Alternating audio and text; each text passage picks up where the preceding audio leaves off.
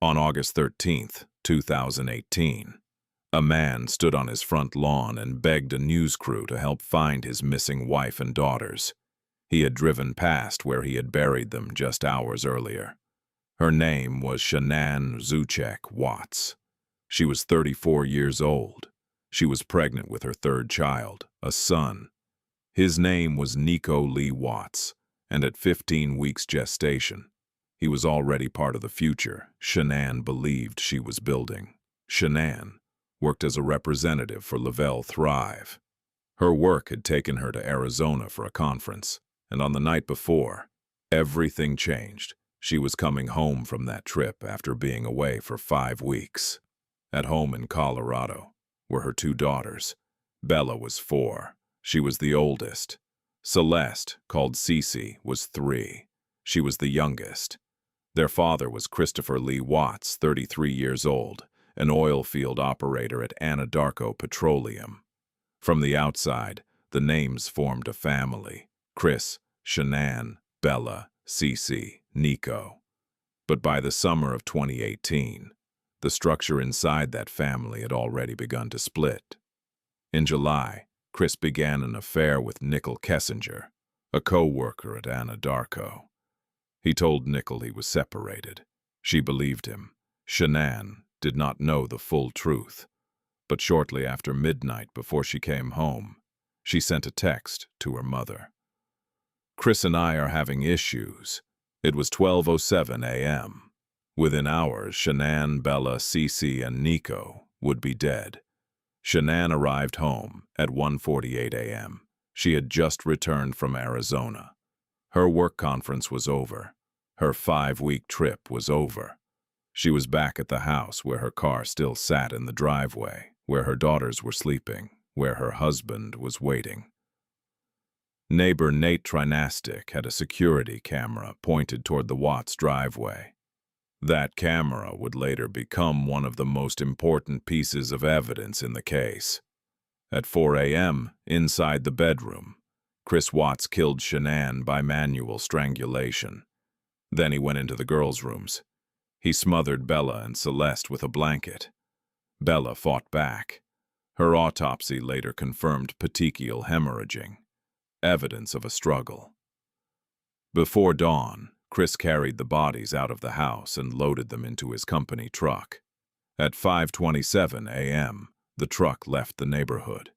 Chris drove 45 minutes to the Survey 319 oil site in Weld County, Colorado. It was a place he knew through work. It was remote. It had oil tanks. At the site, he buried Shanann in a shallow grave near the tanks.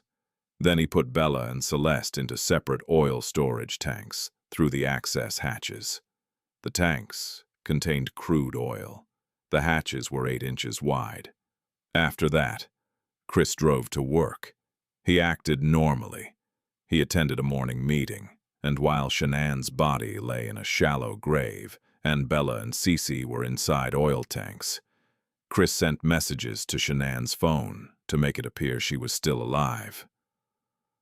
By the afternoon, nobody outside the house knew what had happened, but one person knew something was wrong.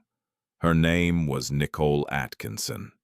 Before investigators could understand the oil site, the shallow grave, the tanks, or the false story Chris would soon tell them, they had to understand the first hours of the search, because the case did not begin with a confession.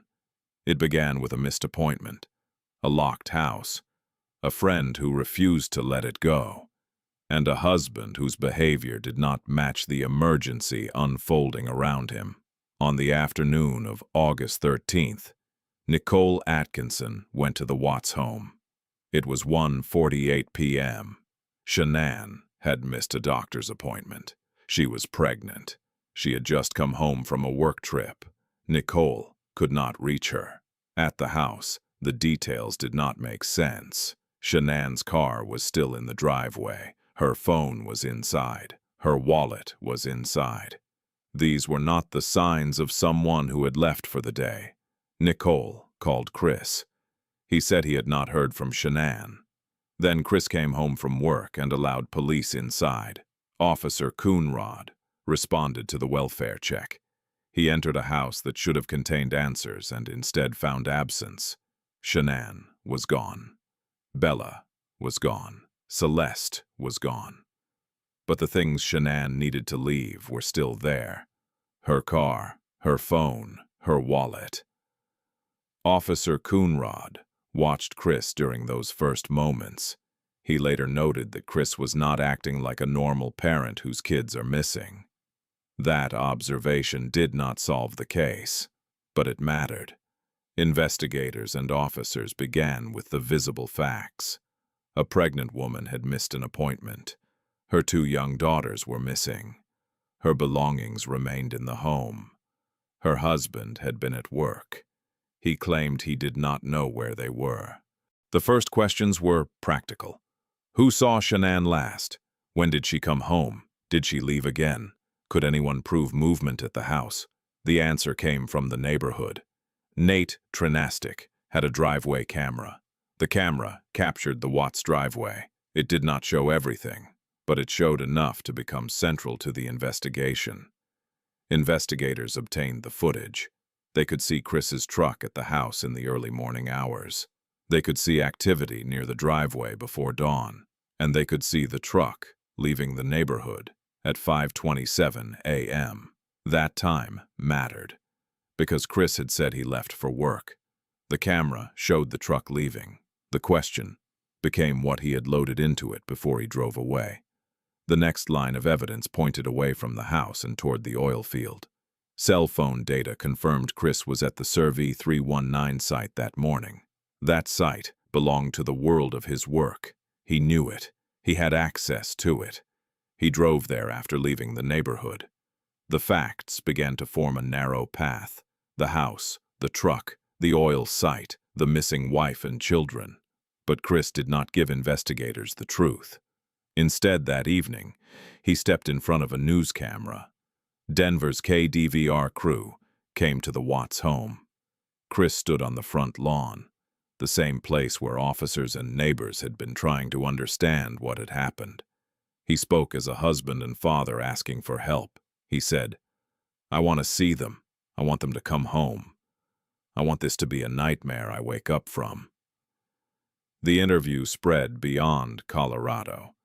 To the public, it looked like the desperate plea of a man whose family had vanished. To investigators, it was another recorded statement from a man already under scrutiny. Because by then the facts inside the home were difficult to reconcile with the story outside it. Shanann had not taken her car. She had not taken her phone. She had not taken her wallet. Her daughters had not been seen. Chris had gone to the oil site early that morning. His truck had been captured leaving, and after the murders, he had sent texts to Shanann's phone, creating the appearance that she could still respond. The investigation accelerated. On August 15th, the FBI and the Colorado Bureau of Investigation took over the case. Chris agreed to a polygraph examination. The results indicated deception on multiple questions. Investigators then confronted him with what they had. They had the Trinastic driveway footage. They had the timing of the truck. They had the path from the house to the Survey 319 site. They had his statements. They had a missing pregnant wife and 2 missing daughters, and they had a husband whose story kept narrowing around himself. That pressure produced the first confession, but it was not the truth. Chris told investigators that he had watched through the baby monitor as Shanann strangled the girls. He claimed he confronted her. He claimed he strangled Shanann in rage. Then, according to that version, he took all 3 bodies to the oil field. It was a confession that admitted one killing while shifting the others onto Shanann. It made Chris the killer of his wife, but not the killer of his daughters. It also gave investigators what they needed. They did not believe him, but they used that confession to obtain a search warrant for the oil field. On August 16th, searchers went to Survey 319. There, they found Shanann. She was in a shallow grave near the oil tanks. Then they searched the tanks. Bella was found inside tank battery 5. Celeste was found inside tank battery 8. The case had moved from a missing persons investigation to a murder case. Chris Watts was arrested and charged with 3 counts of first-degree murder and 1 count of unlawful termination of a pregnancy.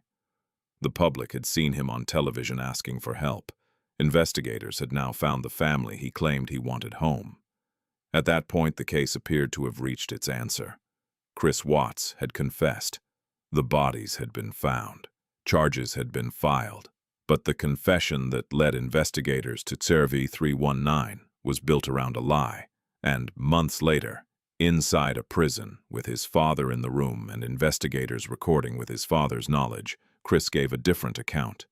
That account did not just change details, it changed the entire sequence of the murders. Pause. The first confession had a purpose. It gave Chris a version of events in which Shanann became the person who killed Bella and Celeste. It placed him in the role of a man who reacted, a man who snapped, a man who committed one act after witnessing another. Investigators did not accept it. The evidence did not support it. The baby monitor footage had been reviewed by investigators, and it contradicted his first story. The autopsy reports also mattered. They confirmed the causes of death.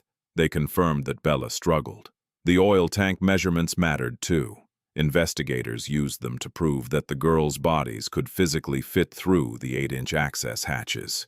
The phone data mattered. The driveway footage mattered. The texts from Shanann's phone mattered. Each piece pushed the case away from Chris's first version and toward the one he had tried not to say. In November 2018, Chris Watts pleaded guilty to all charges to avoid the death penalty.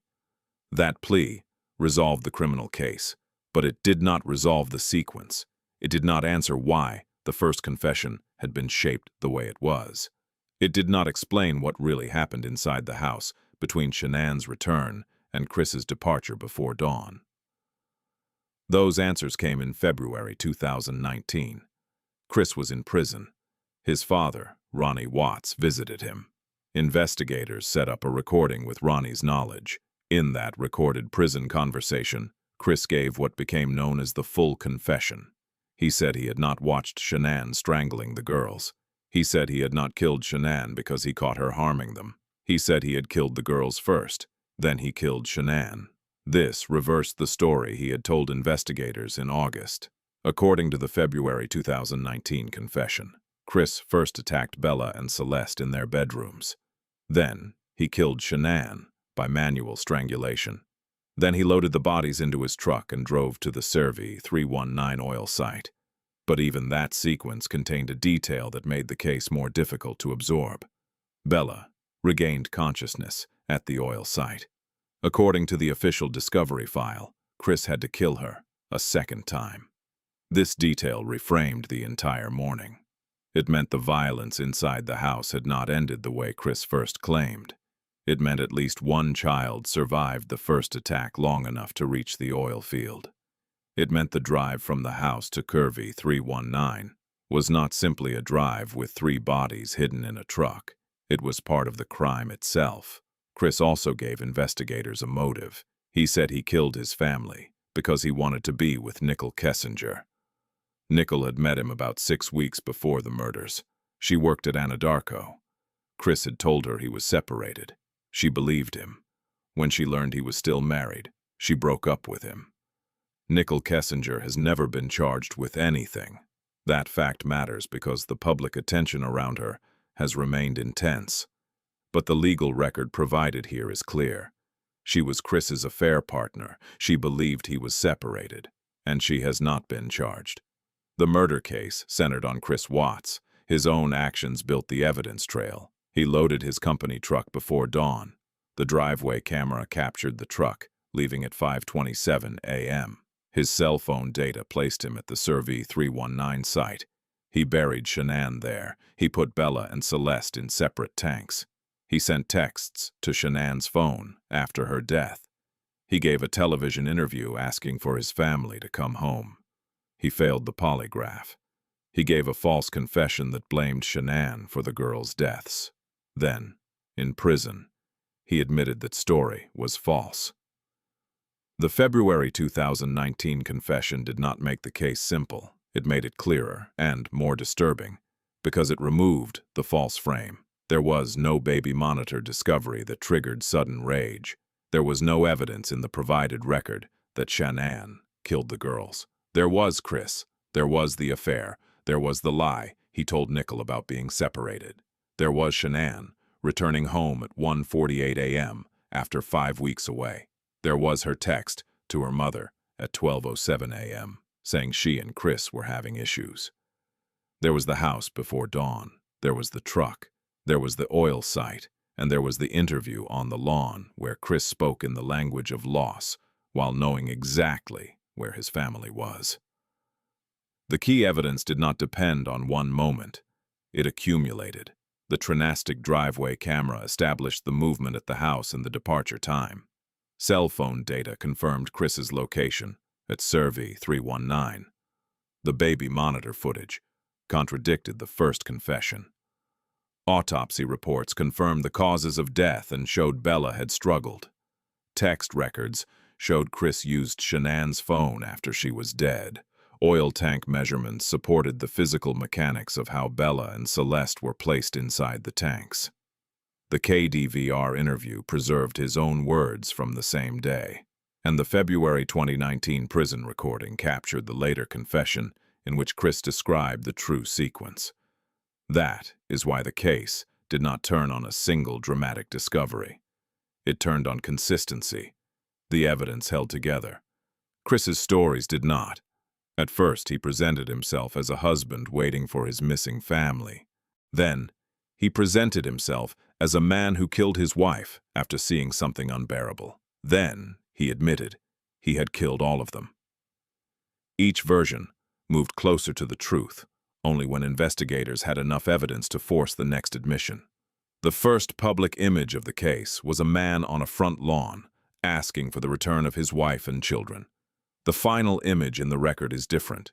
It is a man in prison, speaking with his father present, acknowledging that he created the crisis he pretended to fear. On November 6, 2018, Chris Watts pleaded guilty to all charges. He did so to avoid the death penalty. He was sentenced to 5 consecutive life sentences, without the possibility of parole, plus additional time for the unlawful termination of pregnancy charge. He was transferred to Dodge Correctional Institution in Wisconsin. That is where the criminal case stands. Shanann Watts was 34. Bella was 4. Celeste was 3. Nico was 15 weeks in gestation. The official record names Chris Watts as the person responsible for their deaths. The evidence tells the path of the morning, from the house, to the truck, to Survey 319, to the shallow grave, to the oil tanks. The legal outcome answered the central question of responsibility. Chris pleaded guilty. He received life sentences. He will not be eligible for parole. But some questions remain unresolved in the public record provided here. One question concerns Bella. Why did she regain consciousness at the oil site?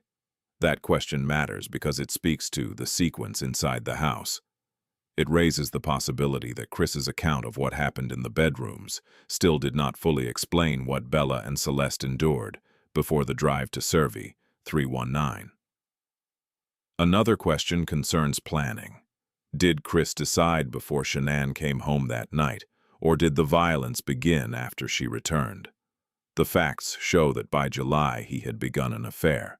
He had told Nickel he was separated. Shanann had texted her mother at 12:07 a.m., saying she and Chris were having issues. She arrived home at 1:48 a.m. By 4 a.m., she was dead. Those facts establish timing. They do not, by themselves, prove every thought or intention that existed before the murders. A third question concerns Nickel Kessinger. She has never been charged with anything. The record here says Chris told her he was separated and that she believed him. It also says she broke up with him when she learned he was still married. Some people continue to ask whether she knew more than she admitted. Based on the information provided, that remains a question people discuss, not a proven fact. The line between evidence and theory matters in this case because Chris Watts lied repeatedly. He lied to Nickel about his marriage. He lied to police about not knowing where Shanann and the girls were. He lied to the public in the KDVR interview. He lied in his first confession by accusing Shanann of killing the children. That pattern makes unanswered questions feel larger, but it does not allow unsupported claims to become facts. The verified facts are enough. A pregnant woman came home from a work conference. A friend noticed she missed an appointment and would not let the silence stand. An officer entered the home and saw a father whose behavior did not match the emergency. A neighbor's camera captured the movement of a truck. Investigators followed that truck to an oil field. There, they found Shanann, Bella, and Celeste. Then the legal system moved. Charges, a guilty plea, 5 consecutive life sentences, no possibility of parole. The case remains one of the most closely examined family murder cases in modern American true crime, because so much of it was recorded. The texts, the interview, the polygraph, the confession, the prison conversation. The record lets people watch Chris Watts perform concern, then watch the evidence take that performance apart. But the recordings also preserve something else. They preserve the absence left by Shanann, Bella, Cece, and Nico. They were not a mystery for Chris. They were not missing to him. He knew where they were, because he had put them there. So the question is this: do you believe Chris Watts planned this before Shanann came home that night? Or did something happen in that bedroom that he still has not told the full truth about? There are 2 ways to look at it. One side points to the affair, the lies, the messages sent from Shanann's phone, the early morning drive, and the choice of Survey 319, a work site Chris knew. To them, the actions look organized enough to suggest planning.